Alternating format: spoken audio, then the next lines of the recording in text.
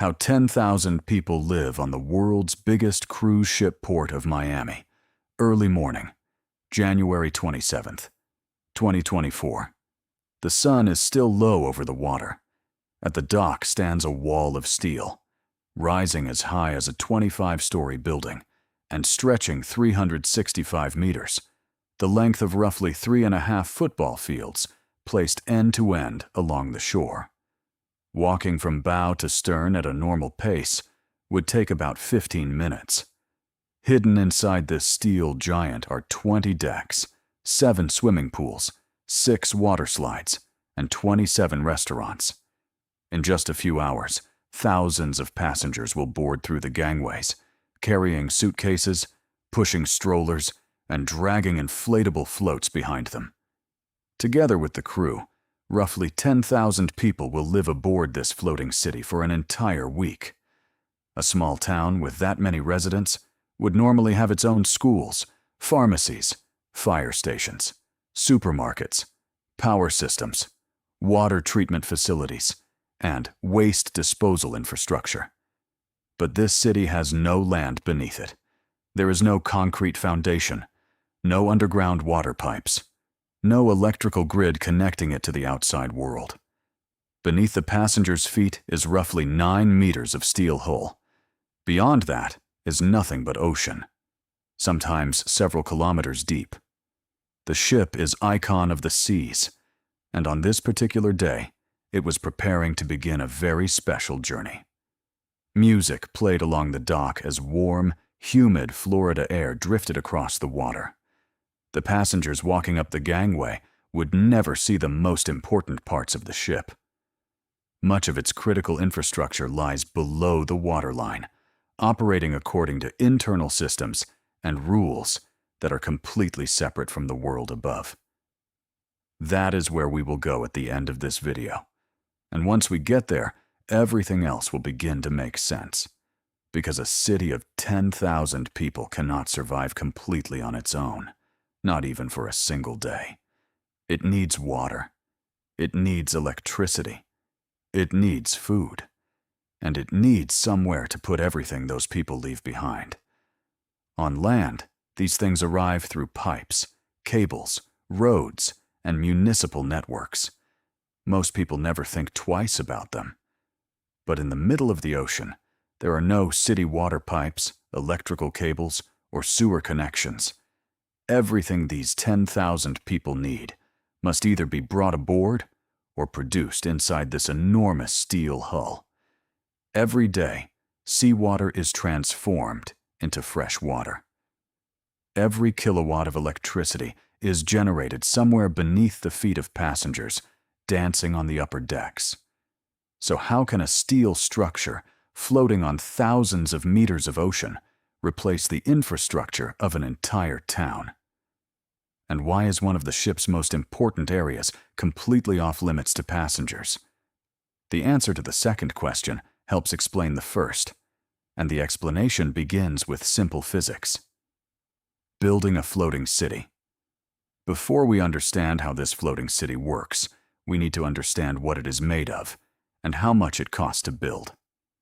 Icon of the Seas was constructed at Meyer Turku shipyard in Turku, Finland, on the shores of the Baltic Sea. The first steel block was lowered into the dry dock on April 4th, 2022. On December 9th of that year, the dock was flooded, allowing the enormous steel hull to float for the first time. The completed ship was delivered to Royal Caribbean on November 27th, 2023. Then, on January 23rd, 2024, football legend Lionel Messi served as the ship's godfather during its naming ceremony at the port of Miami. The ship's construction cost approximately 1.86 billion euros, according to the final contract. Inside are nearly 2,800 cabins, and roughly 7 out of 10 have balconies. The ship is divided into 8 themed neighborhoods, each designed to create its own atmosphere and experience. Its port of registry is Nassau, the capital of the Bahamas, thousands of kilometers from the Finnish shipyard where it was built. And then there is one enormous number, 248,663 gross tons. But this number is frequently misunderstood. Gross tonnage does not mean the ship weighs 248,663 tons. It is a measurement of the enclosed internal volume of the vessel. In simple terms, it tells us how much enclosed space exists inside the ship. The actual mass of a vessel this size is considerably different. At the waterline, the hull is approximately 48.5 meters wide. Above the water, the superstructure rises roughly 75 meters. Yet only around 9.5 meters of the hull sit below the waterline. That ratio is important, because later it will help explain one of the strangest engineering properties of the entire ship. But first, let's start with the resource that people consume faster than almost anything else: water. Turning seawater into drinking water. A person on a cruise ship can consume hundreds of liters of fresh water each day. Think about showers, sinks, laundry, restaurants, kitchens, pools, ice machines, cleaning, and thousands of toilets. At full capacity, a ship this size can require around 1.5 million liters of fresh water every day. That's roughly the equivalent of thousands of full bathtubs. Carrying all of that water from shore would be extremely inefficient. Water is heavy. Every additional ton carried aboard requires additional energy to move it through the ocean. So instead of bringing all its water from land, the ship makes much of it itself. The raw material is everywhere. It surrounds the ship. Seawater. One method uses reverse osmosis. Seawater is pushed through extremely fine membranes under high pressure. The membrane allows water molecules through while rejecting most dissolved salts and other impurities. On one side remains concentrated brine. On the other side is fresh water. Another method relies on evaporation. Seawater enters a sealed chamber where the internal pressure has been reduced. At lower pressure, water boils at a much lower temperature than the normal 100 degrees Celsius. The heat can come from systems associated with the ship's engines, heat that would otherwise be rejected into the environment. The water becomes steam. The salt stays behind. The steam is then cooled and condensed back into liquid water. In effect, part of the ship's fresh water can be produced using heat, generated by the same machinery that powers the vessel. One evaporator can produce tens of cubic meters of water per hour and operate almost continuously. Storage tanks provide a reserve, but the production systems must continue running throughout the voyage. However, freshly distilled water is not ideal for drinking. It is extremely low in minerals. So before the water reaches the taps, minerals such as calcium and magnesium can be added back into it.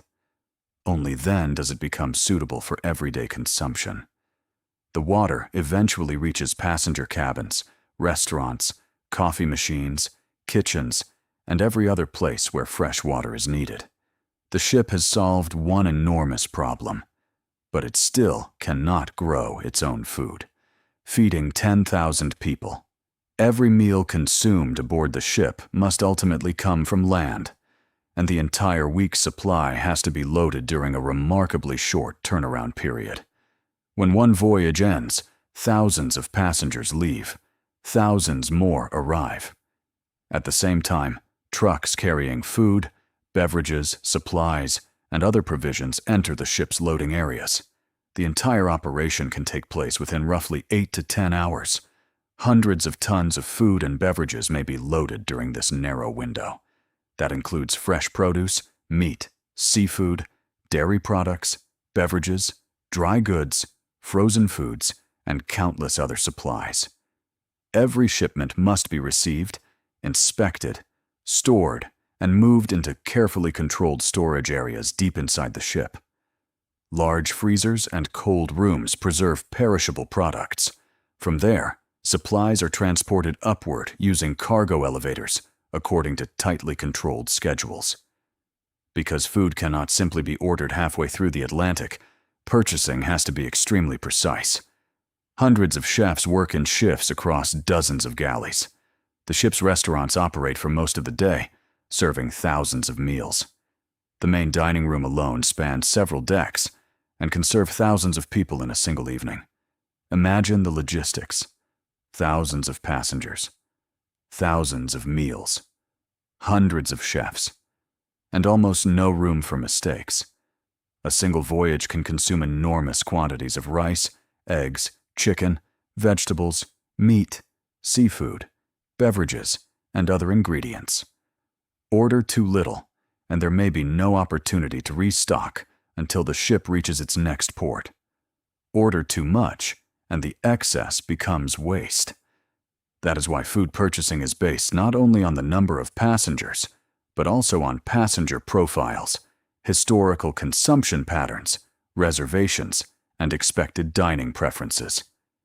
The ship is effectively running a floating food supply chain. But food and water, alone, cannot move a vessel this enormous. For that, the ship needs its own power plant. The floating power plant. Deep inside the vessel are large engines and generators distributed across separate compartments. The engines do not simply turn a traditional propeller shaft. Instead, they generate electricity. That electricity is distributed throughout the ship's electrical grid. Some of it powers lighting, elevators, kitchens, air conditioning systems, water production equipment, entertainment systems, pumps, and thousands of other devices. And some of it powers the ship itself. Large electrical cables carry power to 3 azimuthing propulsion pods mounted beneath the hull. Each pod contains an electric motor and propeller. Because the entire pod can rotate around its vertical axis, it can direct thrust in almost any direction. This eliminates the need for a conventional rudder arrangement. Instead of steering a separate rudder behind a fixed propeller, the ship can rotate the propulsion units themselves. The vessel also has powerful bow thrusters that help it maneuver in tight ports. These systems can push the bow sideways, allowing a ship weighing hundreds of thousands of tons to move with surprising precision. At cruising speed, the ship can travel at around 22 knots, approximately 41 kilometers per hour. Its primary fuel is liquefied natural gas, or LNG, stored in specialized tanks. The engines can also operate using conventional marine fuel. Multiple engines and separate machinery compartments provide redundancy. If one engine becomes unavailable, the others can continue producing power. In theory, a passenger on the upper decks might never notice. But history has shown just how quickly that assumption can be challenged. When a floating city lost power. On March 23, 2019, a severe winter storm struck off the coast of Norway. A cruise ship called Viking Sky was sailing through the area. On board were 915 passengers and 458 crew members, a total of 1,373 people.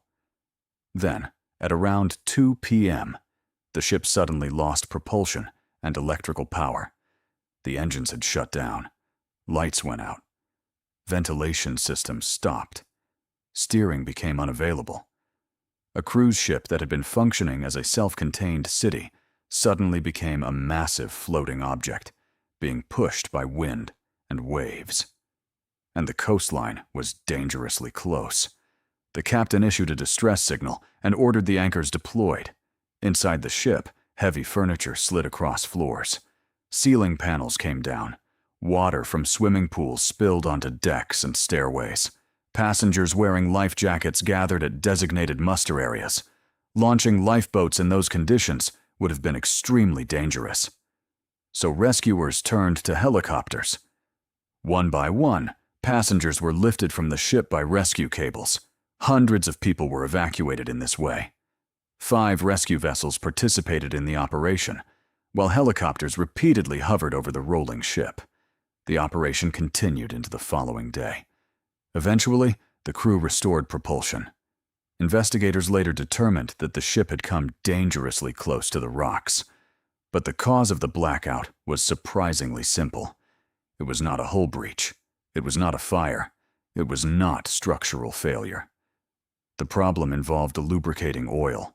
The oil level in the engines was too close to the minimum operating limit.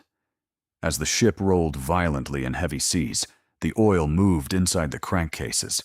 At a critical moment, the oil pump drew in air instead of oil. Oil pressure dropped. Automatic safety systems responded by shutting down the engines to prevent catastrophic mechanical damage.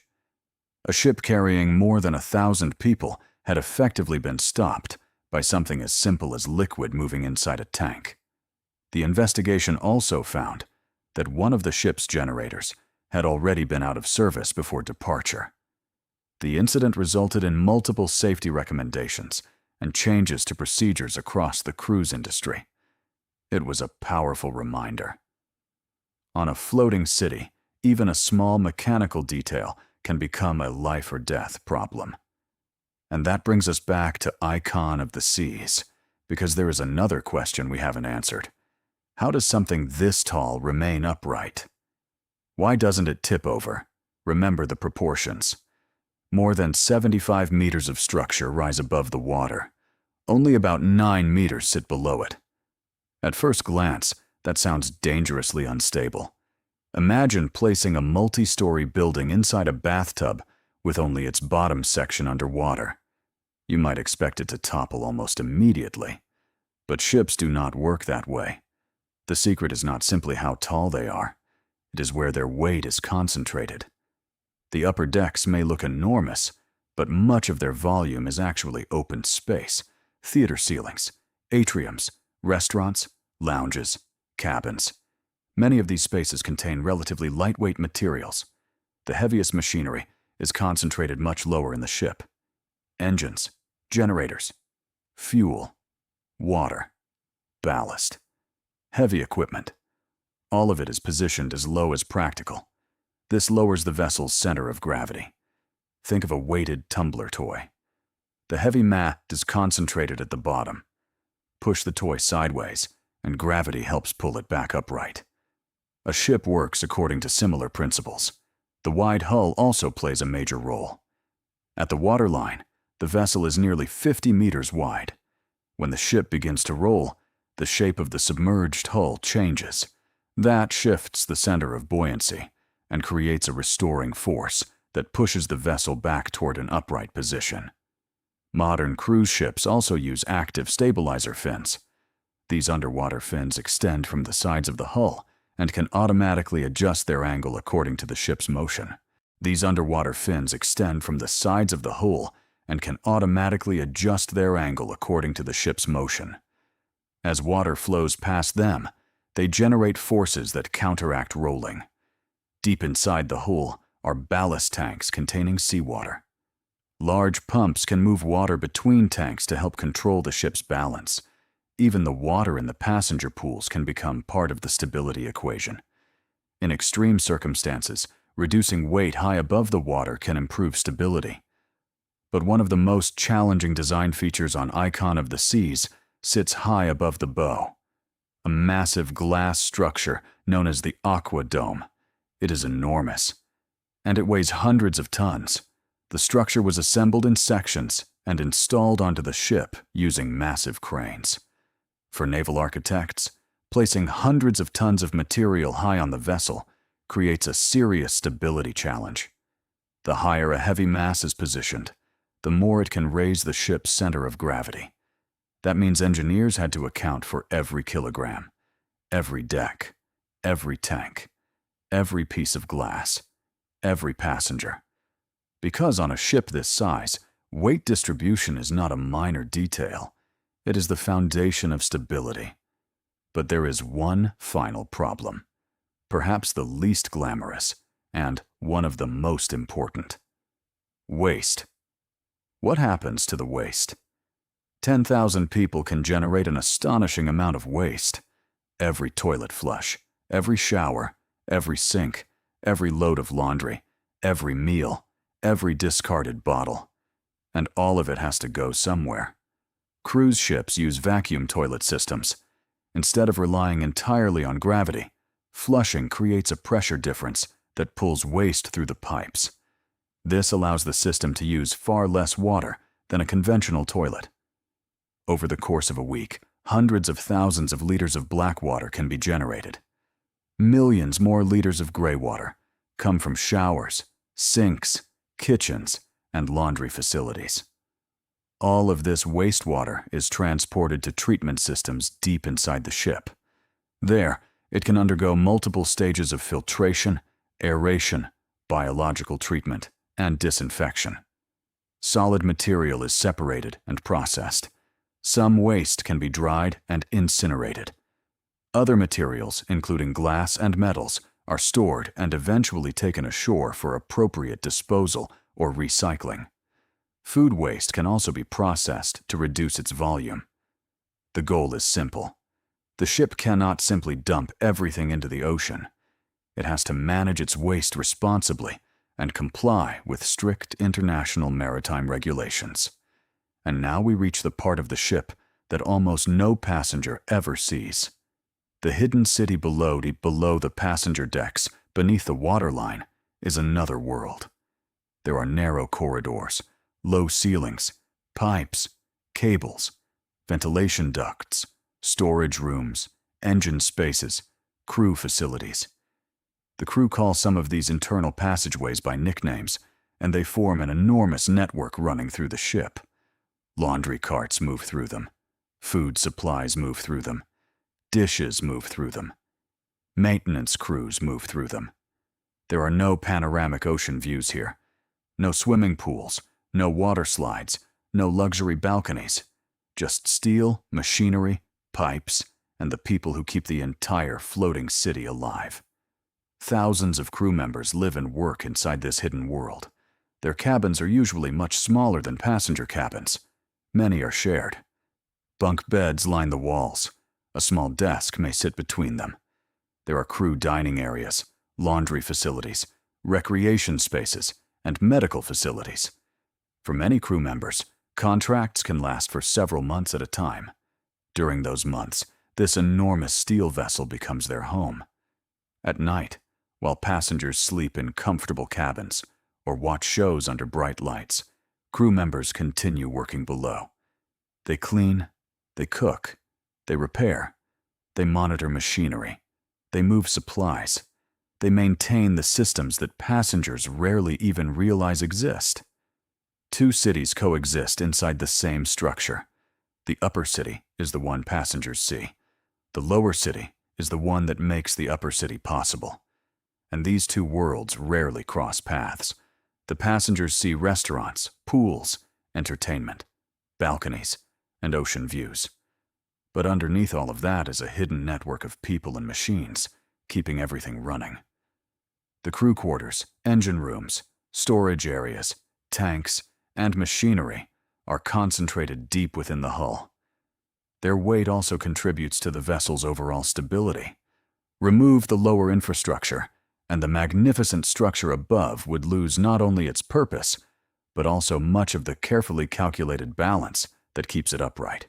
A city that floats now put the entire picture together, from the highest sun deck to the bottom of the hull. Every day, the ship can produce enormous quantities of fresh water directly from the sea.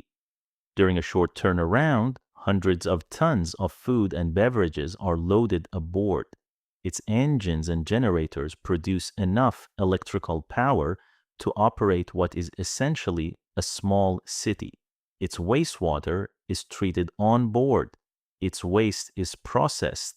Its propulsion systems move hundreds of thousands of tons through the ocean. And all of this happens inside a structure that is constantly moving. Then comes the most important lesson from the Viking Sky incident. The danger does not always come from something dramatic. Sometimes it is a small detail, a fluid level, a pump, a sensor, a valve, a single component behaving differently from what engineers expected. On a machine this complex, thousands of systems must work together continuously. one small failure can cascade into something much larger. That is what makes these ships so fascinating. From the outside, Icon of the Seas looks like a gigantic hotel floating on the ocean. But it is much more than that. It is a self-contained life support system, a power plant, a water treatment facility, a food distribution center, a wastewater treatment plant, a waste processing system, a transportation machine, and at the same time, a luxury resort. All of it is wrapped inside hundreds of thousands of tons of steel and placed on top of the ocean. Passengers spend their days swimming, eating, watching shows, and enjoying the sunshine. But beneath them, hidden from view, thousands of crew members and countless machines are working continuously to keep that experience possible. The guests see the floating city. The crew and machinery operate the hidden city beneath it. And somewhere between those two worlds is the real engineering achievement. Not simply building the world's largest cruise ship, but keeping a city of thousands alive while it moves through an environment that was never designed for cities. So what do you think? Is a ship like this the pinnacle of modern engineering, a triumph of physics, logistics, and human ingenuity? Or is it an incredibly complex machine with thousands of potential points of failure? Tell me what you think in the comments, because the next time you see a gigantic cruise ship sailing past the horizon, remember, what you see above the water is only half the story. The real foundation of that floating city is hidden below the surface. Thank you for watching. We hope you enjoyed the video. Don't forget to like and share. Tell us what you think in the comments. Subscribe now and never miss an update. And join us today.